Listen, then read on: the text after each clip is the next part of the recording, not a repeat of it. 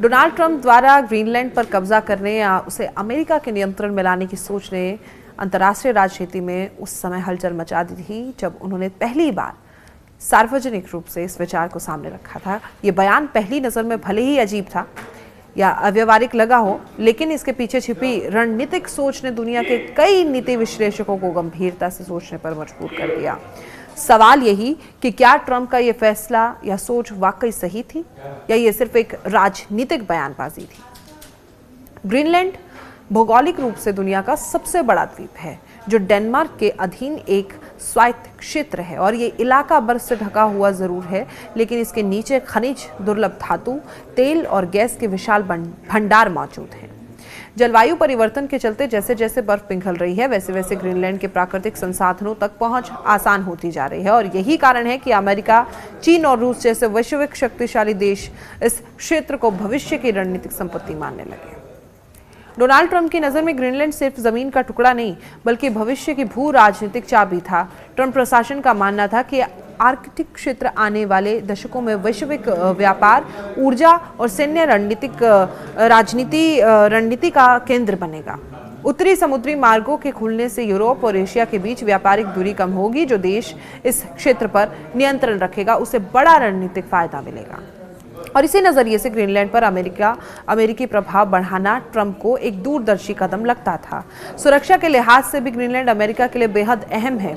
यहाँ पहले ही अमेरिका का थूले एयरबेस मौजूद है जो मिसाइल डिफेंस सिस्टम और अंतर महाद्वीपीय निगरानी के लिए महत्वपूर्ण माना जाता है। लेकिन ट्रंप के समर्थकों का तर्क है कि अगर अमेरिका ग्रीनलैंड पर पूरी तरह नियंत्रण पा लेता तो रूस और चीन की आर्कटिक गतिविधियों पर बेहद नजर रख सकता था। खासकर रूस ने पिछले कुछ वर्षों में आर्कटिक क्षेत्र में अपनी सैन्य मौजूदगी तेजी से बढ़ाई है और जिसे अमेरिका संभावित खतरे के रूप में देखता है। आर्थिक दृष्टि से भी ट्रंप का प्रस्ताव पूरी तरह बेतुका नहीं था। ग्रीनलैंड में रेयर अर्थ मिनरल्स की भरपूर संभावना है जो आधुनिक तकनीक, रक्षा उपकरणों और इलेक्ट्रिक वाहनों के लिए बेहद जरूरी है। फिलहाल इन खनिजों पर चीन का दबदबा है। अगर अमेरिका ग्रीनलैंड के संसाधनों तक पहुंच बना लेता है तो ये चीन पर अपनी निर्भरता काफी हद तक कम कर सकता था। इस लिहाज से ट्रंप की सोच अमेरिका की दीर्घकालिक आर्थिक सुरक्षा से जुड़ी हुई थी। हालांकि इस फैसले के खिलाफ भी मजबूत तर्क मौजूद है। सबसे पहला और बड़ा सवाल संप्रभुता और अंतर्राष्ट्रीय कानून का है। ग्रीनलैंड कोई खाली जमीन नहीं बल्कि वहां की अपनी सरकार, संस्कृति और जनता की है। किसी क्षेत्र को खरीदने या कब्जे में लेने की सोच 21वीं सदी में औपनिवेशिक मानसिकता की याद दिलाती है। डेनमार्क और ग्रीनलैंड दोनों ने ही ट्रंप के प्रस्ताव को सिरे से खारिज कर दिया, जिससे अमेरिका की कूटनीतिक छवि को नुकसान पहुंचा। राजनीतिक स्तर पर ट्रंप की ये सोच अमेरिका के लिए उल्टी भी पड़ सकती थी। डेनमार्क अमेरिका का पुराना सहयोगी है और नाटो का सदस्य भी है।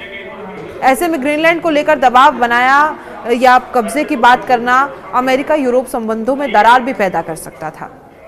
आलोचकों का कहना है कि ट्रंप ने रणनीतिक फायदे गिनाते समय कूटनीतिक संतुलन को नजरअंदाज कर दिया।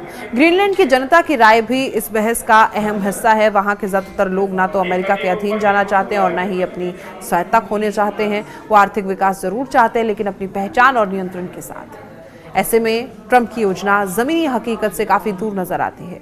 किसी भी बड़े फैसले में स्थानीय जनता की सहमति सबसे अहम होती है, जो इस मामले में नदारद थी। अंतर्राष्ट्रीय विशेषज्ञों का मानना है कि ट्रंप का प्रस्ताव विचार के स्तर पर रणनीतिक रूप से मजबूत लेकिन व्यावहारिक और कूटनीतिक रूप से कमजोर था। अमेरिका ग्रीनलैंड में निवेश, सैन्य सहयोग और आर्थिक साझेदारी के जरिए अपना प्रभाव बढ़ा सकता था, लेकिन सीधे कब्जे या खरीद की भाषा ने पूरी योजना को विवादास्पद बना दिया।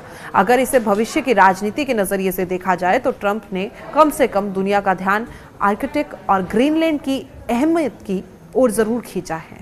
आज ग्रीनलैंड को लेकर वैश्विक प्रतिस्पर्धा पहले से ही कहीं ज्यादा तेज हो चुकी है। अमेरिका, चीन और रूस तीनों क्षेत्रों में अपनी पकड़ मजबूत करना चाहते हैं और इस मायने में ट्रंप का बयान भले ही असफल रहा हो, लेकिन उसने एक बड़ी रणनीतिक बहस को जन्म दिया। आखिर में कहा जा सकता है कि ग्रीनलैंड पर कब्जे की ट्रंप की सोच पूरी तरह गलत नहीं थी, लेकिन उसे जिस तरीके से पेश किया गया है वही उसकी सबसे बड़ी कमजोरी बन गई। रणनीतिक, सैन्य और आर्थिक नजरिए से यह विचार समझ में आता है कि लेकिन अंतर्राष्ट्रीय कानून, कूटनीतिक और स्थानीय इच्छाओं को नजरअंदाज कर कोई भी फैसला लंबे समय तक टिकाऊ नहीं हो सकता। ग्रीनलैंड भौगोलिक रूप से दुनिया का सबसे बड़ा द्वीप है जो डेनमार्क के अधीन एक स्वायत्त क्षेत्र है और ये इलाका बर्फ से ढका हुआ जरूर है, लेकिन इसके नीचे खनिज, दुर्लभ धातु, तेल और गैस के विशाल भंडार मौजूद हैं। जलवायु परिवर्तन के चलते जैसे जैसे बर्फ पिघल रही है, वैसे वैसे ग्रीनलैंड के प्राकृतिक संसाधनों तक पहुंच आसान होती जा रही है और यही कारण है कि अमेरिका, चीन और रूस जैसे वैश्विक शक्तिशाली देश इस क्षेत्र को भविष्य की रणनीतिक संपत्ति मानने लगे। डोनाल्ड ट्रंप की नज़र में ग्रीनलैंड सिर्फ जमीन का टुकड़ा नहीं, बल्कि भविष्य की भू राजनीतिक चाबी था।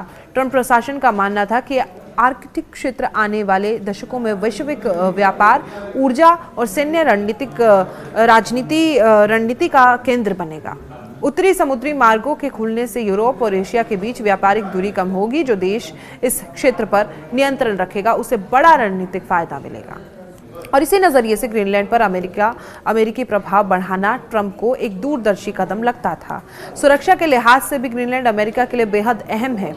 यहाँ पहले ही अमेरिका का थूले एयरबेस मौजूद है, जो मिसाइल डिफेंस सिस्टम और अंतर महाद्वीपीय निगरानी के लिए महत्वपूर्ण माना जाता है। लेकिन ट्रंप के समर्थकों का तर्क है कि अगर अमेरिका ग्रीनलैंड पर पूरी तरह नियंत्रण पा लेता तो रूस और चीन की आर्कटिक गतिविधियों पर बेहद नजर रख सकता था। खासकर रूस ने पिछले कुछ वर्षों में आर्कटिक क्षेत्र में अपनी सैन्य मौजूदगी तेजी से बढ़ाई है और जिसे अमेरिका संभावित खतरे के रूप में देखता है। आर्थिक दृष्टि से भी ट्रंप का प्रस्ताव पूरी तरह बेतुका नहीं था। ग्रीनलैंड में रेयर अर्थ मिनरल्स की भरपूर संभावना है, जो आधुनिक तकनीक, रक्षा उपकरणों और इलेक्ट्रिक वाहनों के लिए बेहद जरूरी है। ट्रंप का यह कदम इतिहास में एक ऐसे उदाहरण के रूप में दर्ज रहेगा जहां सोच बड़ी थी, लेकिन उसे लागू करने का तरीका विवादों में उलझ गया। आपको हमारी ये खबर कैसी लगी, कमेंट बॉक्स में जरूर बताएं। चैनल को सब्सक्राइब करें। मुझे दीजिए इजाजत। नमस्कार।